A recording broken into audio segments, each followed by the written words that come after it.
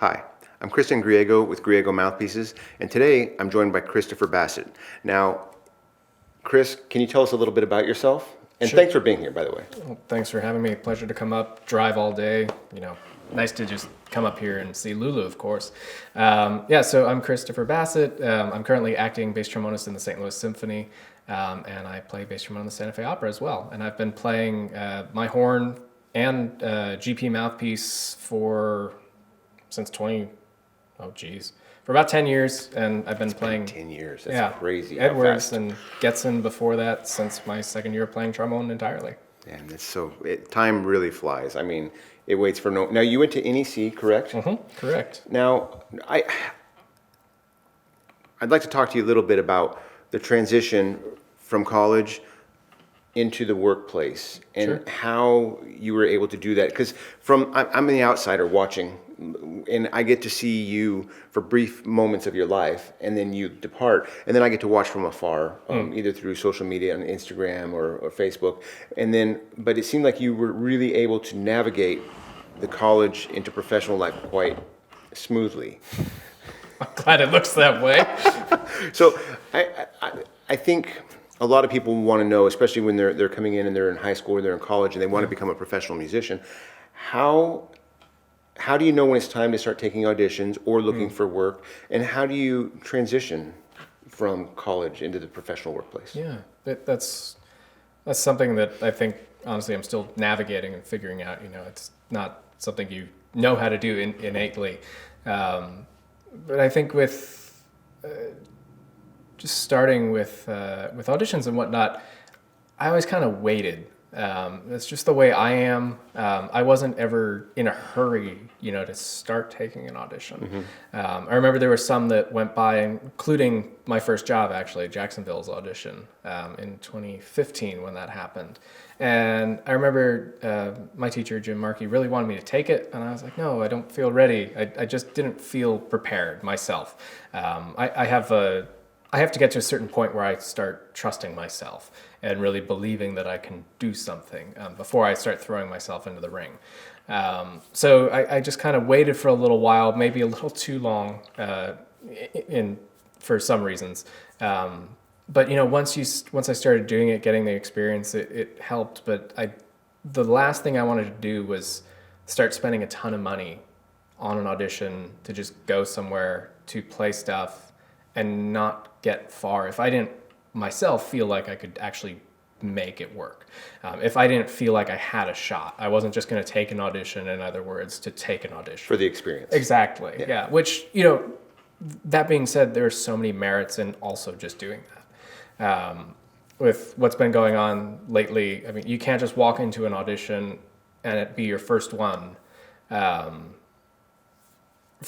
period or first one in years, and it just feel natural. It's never going to feel natural. It's another day, or it's not another day exactly. But the more you do it, the more comfortable you get, the more you learn your tendencies and you can figure it out.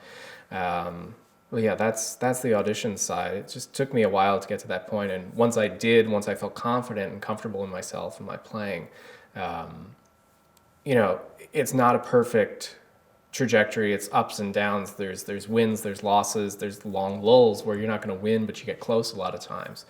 So I have a question in regards to that. So you start having success. Yeah. How do you deal with success? How do I deal with success? Or do you just accept it? Or you accept it and you just keep pushing through and looking at the next goal? Or I'm always curious. Sure. Failure to me has always been very easy. Yeah. Because when you fail, it's over. But when you succeed, then it's like, okay, now what? Yeah. And so you start winning an audition or two, or you start dealing with you having some success. You quickly then started after you won Santa Fe. The bass position, Santa Fe Opera, is that correct? Yeah. I don't want to upset anybody out there. You started doing a low brass event out there. What was the name? So it's the Santa Fe Trombone Summit. And so the Santa Fe Trombone Summit, so you started that after getting the job in Santa Fe. Why did you do that? great question. So the summit came about from Mark Fisher, actually, who was our former principal in Santa Fe and still plays in Lyric Opera in Chicago. And it had kind of been a brainchild he had for a long time. And I don't know exactly what it was, if he was just like waiting for people to come into place or just really all of a sudden he really wanted to do it. I'm not sure. But he came to me and Jonathan Randazzo in our last couple of days of our first year. We just had an end of the season chat over breakfast and whatnot, and he was like, "Hey, you guys want to run an event together?" Okay, that sounds kind of cool. And since our inception, he's retired from the opera. He lives in Chicago. He doesn't come out to Santa Fe anymore, so it's kind of become our thing now, and it's been growing over years. But we did it just to be able to hopefully provide something in the Southwest, a different region of the U.S. that isn't that much served by something like this that's really dedicated to trombone. And we did it also to have an event where you're actually playing a lot, an event that you feel like you're really participating. We wanted to make sure that if you're flying out there, if you're paying money to come to an event, that you feel like you're learning something. And you feel like you're getting all the time that you can on a stage and not just, sitting, listening. And we've all been on that side and you get kind of tired. But we value that. We value a lot of personal time, and we also value chamber music, which, some people complain about in the model, but we're very strong about. We could choose to just play more of low brass's greatest hits in a section, but we really feel that you learn a lot more about how to do that in a chamber group too. And I think growing from collegiate into a professional player, you have to really learn how to play in ensembles and learn how to blend and coexist with the people to the left and right of you. And a lot of people, when they're winning jobs, you can really struggle with this concept. And so playing in these types of ensembles really can further your career on a lot of levels. Being able to communicate with your coworkers in a professional manner, because it took me a while to figure that out, working with professional orchestras, where it's being professional would be simply as, can we do that one more time? I needed to make a little adjustment. Yeah. And then, boom, the intonation is fixed, and it's like, thanks, I appreciate that. And learning how to navigate these waters. Yeah. Absolutely. And I think the ensemble playing is fantastic. Now, talk to me about your mouthpiece. You've been playing on a Griego mouthpiece for how long now? 12 years. I'm getting old. Since the very beginning of NEC, when I started with Jim. So that was 2012. It's 2023 now. So 11 years. Yeah, 11 years. And you switched to a GP back then, right? I switched to a silver-plated GP from a Yamaha Doug Yo's mouthpiece, his signature mouthpiece. That's quite a difference, because the Yo is very big and deep. And how did that transition go for you? What were the differences for you? My first month of school, I remember Jim and I mostly our focus was just sound. And what we were after was just something that the mouthpiece wasn't able to give what Jim was looking for in me. Great mouthpiece, loved playing it. I really loved a lot of the sound world with it. But what Jim and I were working on was just clarity, consistency, getting some more brilliance, core in the sound. And the second we went over to that, it just happened.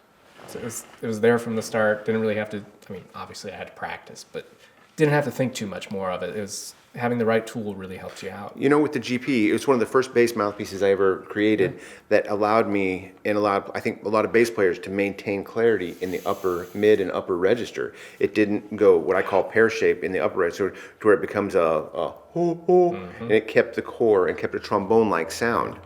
And that was always my intent in the design, and especially with basses, I want a trombone that can play low. And then you have to EQ the sound a little bit to increase the mids, and which is why we're here today. We're just doing a slight adjustment for you, because now, did you become these you wanted to change? Yeah. And you were letting me know sonically. How did you come to the realization you wanted to make these small adjustments? Time. I've been up here multiple times, looking for it seems like sound's always elusive, right? But we're always looking for things to make our life easier, especially with how we play. We're looking for things to become more facile, and just make our life easy.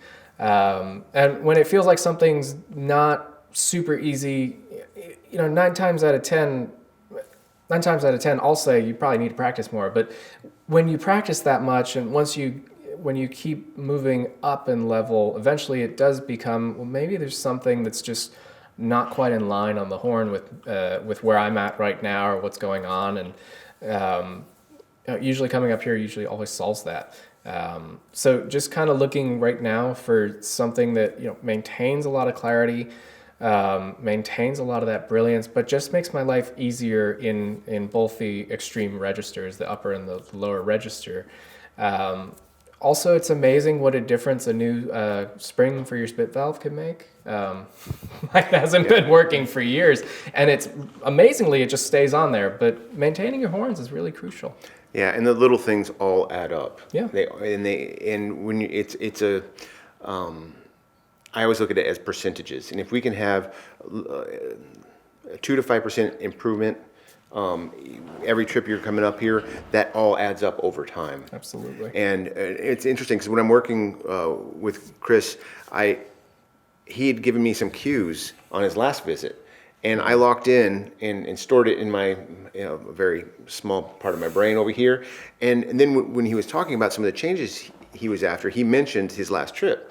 And then I was able to cue in on that. And then I had a realization about the way the horn was blowing. And if we could settle that, it would give him exactly, I thought, I was guessing at the time, what he would, and sure enough, we were able to achieve that. Yeah. And I'm not really going to, we'll go into that subject in another video because that could be a long subject right there.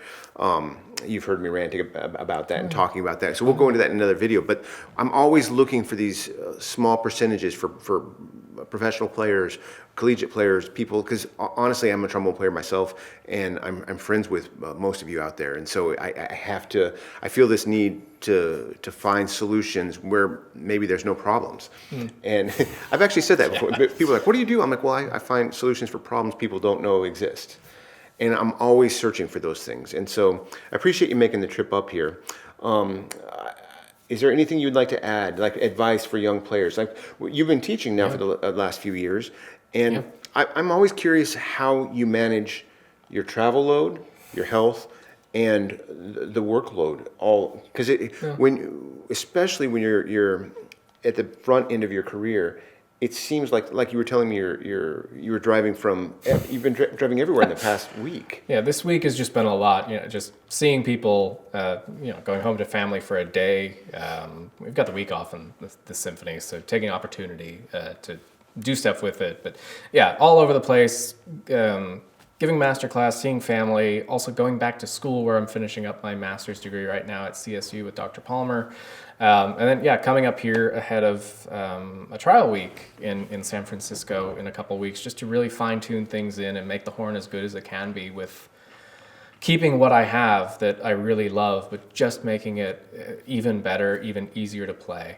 But, advice for young students, I've been very fortunate to work with a great studio in my time in Jacksonville at an art school called Douglas Anderson School of the Arts. And I've had a lot of fine students. And something that I notice consistently with everybody, and any other younger students I work with as well, is maybe it's because we're on the older side that we didn't ever deal with this at that age. And by older, I just mean we're not born after 2000.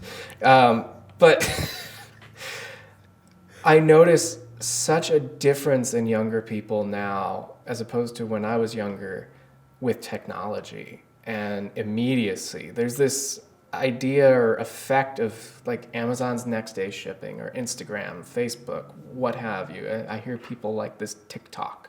I wear a watch, so that's my TikTok. I don't know what this other TikTok is. But there's this idea of immediacy, next day shipping, that everything's supposed to happen right now. And there's less of a sense of patience out there. If you try to if you try to make a noise out of this, it takes a very long time to make a noise sound good. I mean, on the other side of things, I tell people who don't know what this is that I make farty noises into a tube and they come out pretty, and that's what I do for a living. But, you know, as younger students, this is something that takes time. This is nothing that's going to be solved overnight. Whether you want to play higher, faster, louder, whether you want to play softer, please remember softer is important too, and usually solves everything else. Or if you just want to get better, get more endurance, get more consistency, all these things come from time. All of these things come from lots and lots of failures. The only way we learn is by failing, and we learn from our mistakes. We can improve there. We learn what doesn't work, and whether we are learning ourselves and actually thinking about it, or whether we're letting the subconscious take over and let that figure itself out for us, either way works. I like to always tap into that subconscious, and it's about repetition, especially as a younger age. Repeating things, trying to make them better each time, but overall just listening to the sound and getting the sound to sound good. But know that it takes time, really. Don't worry about things not being where they need to be today. There's always tomorrow, and this is just a long process filled with valleys, filled with peaks. It doesn't end once you get a job. There's still the same trajectory. Over time, is this the right way on the camera? I think so. Over time, this is supposed to be going up and to the right. But over time, it looks like this. But in the moment, it might be looking like there's troughs everywhere. You have periods that are going to be great for you, and you have periods that, you know, sometimes you might think, I can't even play the instrument. But take your time. I think that's fantastic advice. I really appreciate being here, and I think it's great for everyone to hear this and see different perspectives. So thank you so much. Thanks for having me. Appreciate it. Yeah.